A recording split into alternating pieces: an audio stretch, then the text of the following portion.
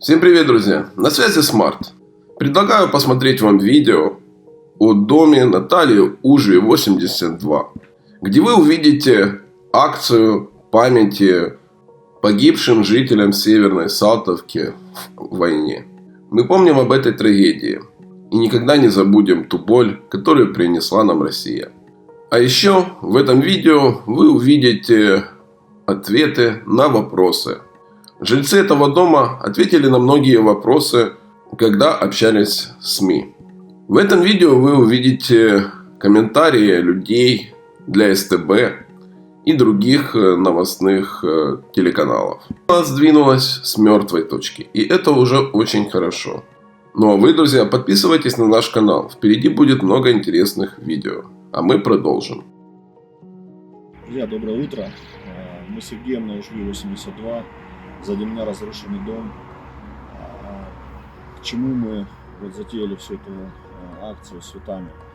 Даже вот это количество цветов в моих руках не сможет передать количество людей, которые пострадали от агрессии, которые лишились домов, которые поменяли место жительства, которым негде жить сейчас.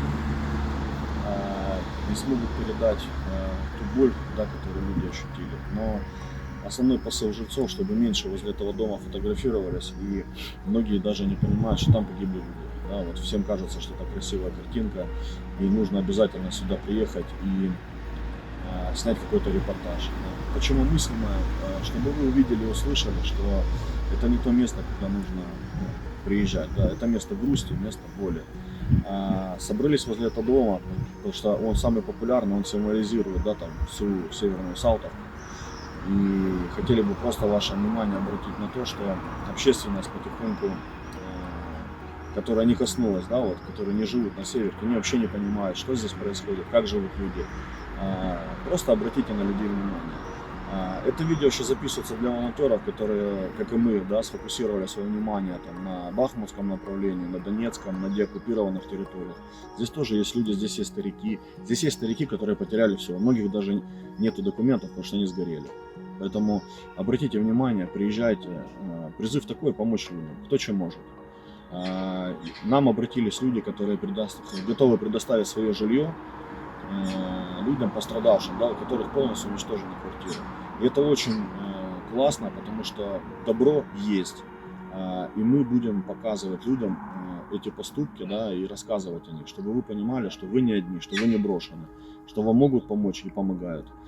Спасибо, что вы с нами, присоединяйтесь к нашей акции. Сейчас суббота, утро, мы с Сергеем уже здесь, можете приехать пообщаться с нами, здесь будут жильцы этого дома и соседних домов. Мы не знаем, во сколько они придут, мы на какое-то конкретное время не договаривались, но в целом вы можете посетить это место, привезти цветов, просто поддержать людей тем, что нас будет много, да, и это боль общая, это боль всего города, всей Украины, все будет Украина.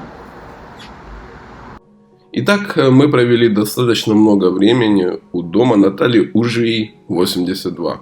К нам присоединились жители других домов, поприветствовали нас и поддержали нас в этой небольшой акции. Мы обсудили много интересных вопросов, пообщались с жильцами. Также мы наблюдали на то, как люди приезжают и продолжают фотографироваться у этого дома. Продолжают делать видео, но по словам жильцов, людей стало меньше. С выходом нашего сюжета о доме люди наконец-то начали понимать о том, что здесь произошла большая трагедия.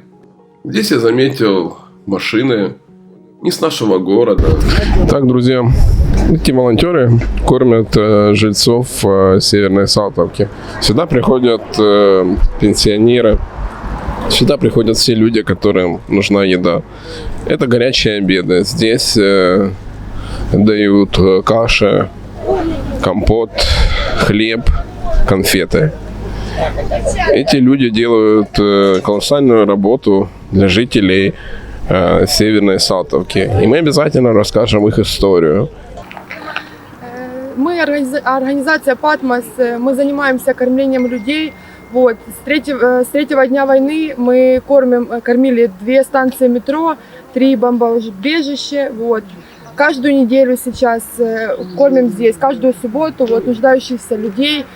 Еще у нас есть 2 кормления. Это станция Масельского и конный рынок. Есть поддержка продуктовыми пакетами, нуждающиеся ВПО, потом пенсионеры, вот, инвалиды. Есть у нас дома милосердия, которые занимаются людьми, которые в проблеме, вот, людям, которым негде жить, тоже мы принимаем у себя. Как мы видим, после обеда было очень много людей. Люди пришли поддержать нас, а также хотели пообщаться с СМИ, которые прибыли к этому дому. А именно СТБ, Суспільне Харьков, Харьковские новости. Некоторые жители сделали плакаты для того, чтобы их беду услышали. Ведь беда пришла в каждый дом, ведь эти проблемы затронули каждого жителя Северной Салтовки. Благодаря Андрею он позвал волонтеров, и его услышали. Приехало много волонтеров, которые помогают военным, которые помогают переселенцам. Помимо разных интервью, вы услышите и волонтеров. Мы же надеемся, что когда волонтеры узнали о проблеме на Северной Салтовке, ведь большинство волонтеров не знало, что такое большое количество людей вернулось домой. И они смогут нам помочь, а именно гуманитарной помощи, ведь людям нужно что-то есть, а работы в Харькове, к сожалению, мало. Дом забыли про такой разрушенный, то ну, о чем говорить, если менее пострадавшие дома, ну, по них наставили техники кранов наставили, первое время они что-то поработали, поремонтировали, ну и все, как бы, все остановилось. Так же, как городской голова приезжал в апреле, чуть-чуть.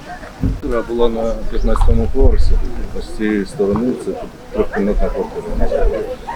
Ось тут, де саме стався впав. Що вам відомо про загиблих? По информации, которая у нас в группе в домовой, в домовом чате, у нас под завалами тут до сих пор находятся останки людей, которые в момент прилета находились в доме. Ви знаєте, хто це? Да, это сосед мой на 16 этаже, надо мной он жил. Вот, это мой сосед, и вот до сих пор тело как бы неизвестно. Никто не доставлен. Никто разбором завалов не занимается. И до сих пор это произошло 5 марта 2022 года, и до сих пор ну, все как было, так все осталось. У нас тут и президент Зеленский приезжал, и много журналисты, наверное, со всего мира были, и западные партнеры приезжали. Ну вот можете сравнить фотографии, что было на тот момент и что сейчас, как бы ничего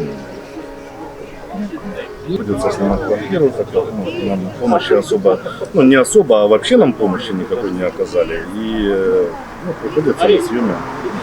Очень трудно, сложно, садики не работают, ребенок маленький, 3 годика, ну, некуда девать, так с женой по очереди. Пытаемся, чтобы заниматься ребенком, по очереди. Скільки у вас вже було зустрічей з міською радою, що після них відбулося? Кардинально ничего не поменялось. Была одна встреча у нас в апреле, приезжал мэр Терехов, сказал, что будут приступать к разбору завалов. Сказал, не переживайте, подождите. Ну вот мы ждали. Потом, спасибо, Сергей Блогер снял про нас сюжет, он стал резонансным, его увидели люди, обратили на нас внимание. Вот. И было еще одно собрание с мэром. Мэр пригласил к себе инициативную группу из 10 человек. Не знаю, по информации нам точно не предоставила эта группа наша, что там конкретно происходило. Вроде бы как пообещали жилье, выдать однокомнатные квартиры без мебели, без ничего. Это то, что знаю со слов. А так ну, кардинально ничего не поменялось, особо нам помощи никто не торопится. Чому важливо розібрати тут завали? Очень важно. Ну, я думаю, что все прекрасно понимают, что нужно извлечь тела из-под завалов, потому что в момент прилета тут еще находились жители нашего дома. Мой сосед с 16 этажа здесь находился, родственники погибшего это подтверждают. Вот. Но не знаю, есть ли они сегодня или нет, но родственники подтверждают, что человек находится, минимум один находится под завалами, ну а остальных я не могу сказать точное количество, потому что я не знаю. А є хтось, кого ви не дорахувалися? Навесні було зрозуміло, що всі роз'їхалися, всі без зв'язку. Зараз рік минув. Є хтось, хто не вийшов на зв'язок? Да, больше года уже прошло. Знаете, перекличку, наверное, не у всех соседей были друг у друга номера, может быть, поэтому не все собрались. У нас есть группа в Вайбере, мы переписываемся, пытаемся самостоятельно решать проблемы дома. И насущное собираем документы, делаем списки, как-то организовываемся, друг другу помогаем. Но перекличку как таковую по квартирам нет возможности у нас сделать, потому что кто-то, может, не знает о существовании, у кого-то нет номера телефона из соседей. Поэтому перекличку мы не делаем. Точно мы не понимаем, сколько тут погибших, сколько уехало людей, сколько в стране осталось, этого точно мы не знаем. Живу в своем возрасте. Мы пригласили блогера, Терехову не понравилось, что мы тут на всеобщее обозрение это все подняли. Пообещал уже устроить построить нам дом на 126 человек. Коли це пообіцяли? Ну, где-то две недели назад, да, где-то так. Собрал всех, 10 человек с дома, все будет нормально. Когда нормально? У меня дети сейчас в Голландии. Голландия, мне все, вы знаете, что все, кто где, все помогают на дом, все помогают. Где помощь?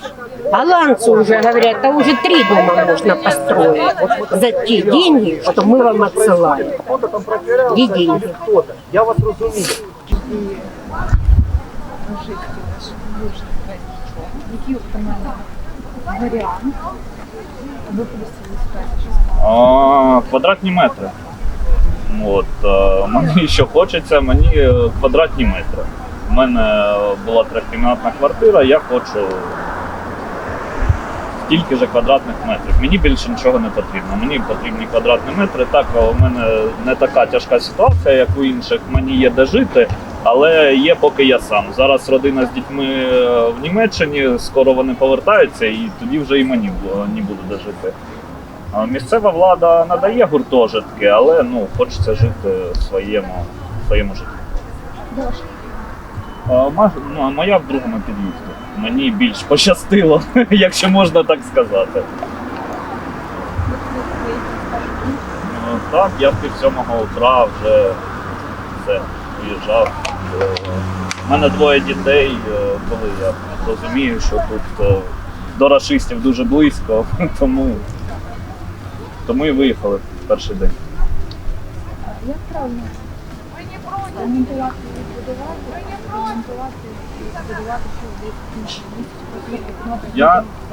Я не знаю, як правильно, я хочу якоїсь определенності, бо ми зараз другий під'їзд, перший документи є, що під снос. Другий під'їзд буде, понятно, тільки коли з першим щось зробиться. Коли це зробиться? Я хочу якоїсь определенності. Бо я не розумію, це буде реконструкція другого під'їзду, чи він теж буде під снос. Мені определенність яка потрібна. Та буде кажуть, що ремонтують перший, знову експертиза. Так, коли це буде, коли буде закон, який розробить механізм, як це буде робити. Так, сподіваємося, що якнайшвидше. І це стосується, я думаю, не тільки нашого дому, а всієї Північної Салти. Не могу, вы знаете, даже собраться с мыслями, потому что каждый раз, когда я нахожусь возле руин своих домов, чересчур устала. Ну, что я вам хочу сказать? Мы устали. Все очень устали. Мы ждем какого-то решения от нашей любимой Украины, от нашего, я не знаю, от чего это зависит, но хочется уже скорейшего какого-то решения по поводу нашего положения, чтобы как-то помогли. Может быть, люди, депутаты, может быть, я не знаю, там президент, здесь все были. И здесь были финансисты.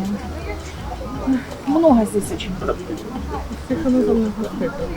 Да, очень много людей. Хотелось бы, может быть, вот с помощью вашего телевидения они увидят нас, простых жителей, которые решили всего своего имущества, квартиру, все, что всю жизнь наживалось, чтобы помочь. 12-й этаж. Вы знаете, у нас там бронированная дверь железная. Да, с этой стороны, ну, здесь все выгорело, это нужно посчитать. Вот полочка моя стоит, с левой стороны полочка. Вы на момент получали? Да, мы уехали еще 27 числа. Уехали. Здесь были очень сильные обстрелы, и так как мы живем вверху, наблюдать все это было очень страшно. Дом только с той стороны было бомбоубежище. Ну как, люди там, весь почти микрорайон. Садик и в этом 16-этажке. И когда все это случилось, все тряслось, осколки летели просто по асфальту, просто возле ушей, возле, между ног. Ну и два молодых парня, когда все это уже тряслось, бежали в подъезд и кричали: там люди, там люди. И там мужчина, лежачий инвалид, мы его только положили. Ну и какой-то мужчина в годах выдернул их оттуда, говорит: куда, уже нельзя. И все. Пошел дым, все тряслось, прибежало. Это было на первых этажах? Нет, нет, он был где-то или 14, 12, 13, то есть верхние этажи. Потому что их дернули, вы все равно не успеете. Ну и соседи тоже по дому, люди говорили, что остались. И семья, муж с женой подвопросно, их доля неизвестная. То ли они погибли, то ли они успели выскочить. Это все, ну, буквально в течение 3 минут сложилось как.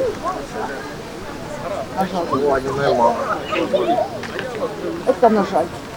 За это время кто-то из родственников к вам или к другим соседям, вы не знаете, не обращался по поводу там пропавших людей, которые могут здесь быть? Я, честно говоря, я не знаю. Была ситуация, когда здесь работали, разгребали завалы. Женщина здесь стояла, потом схватилась за голову, присела, начала кричать: где жить, где жить. Пришла в наш дом в первом подъезду, села и начала сама с собой разговаривать. Просто от вот этой увиденной квартиры, возможно, она там кого-то потеряла, возможно. Потому что она плакала, называла имя, держалась за голову и кричала: где жить, почему так? Больше ничего. Друзья, я снял по максимуму общение жильцов дома Натальи Ужвей, 82, с журналистами, которые приехали к этому дому в субботу в 2 часа дня. Также хотелось сказать спасибо всем тем, кто пришел поддержать нас, меня и Андрея. Мы очень рады, что вы поддерживаете нас.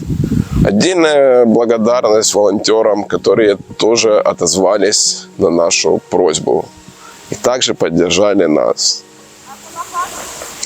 Я сделал, как и Андрей, много выводов по поводу наших журналистов. Мы увидели сюжеты, которые они уже выложили, которые увидели жители Украины. Нас не упомянули, о нас никто не говорил. Но я не расстраиваюсь. Примерно я понимал, как работает журналистика, поэтому я и стараюсь говорить правду. Я ничего не обрезал. Я выкладываю то видео, как оно есть. Мы продолжим свой путь. Мы продолжим помогать людям, жителям Северной Салтовки, потому что в какой-то степени их судьба зависит от нашей помощи. На этом у меня все, друзья. Подписывайтесь на наш канал, ставьте палец вверх под этим видео. Впереди будет много интересных видео. мы продолжим выкладывать сюжеты о других домах. А именно Наталья Ужвий 66 и метростроителей 9. Также есть материалы на другие дома. Все они выйдут на нашем канале. И этих людей вы услышите. Всем спасибо. Всем пока. До новых встреч, друзья.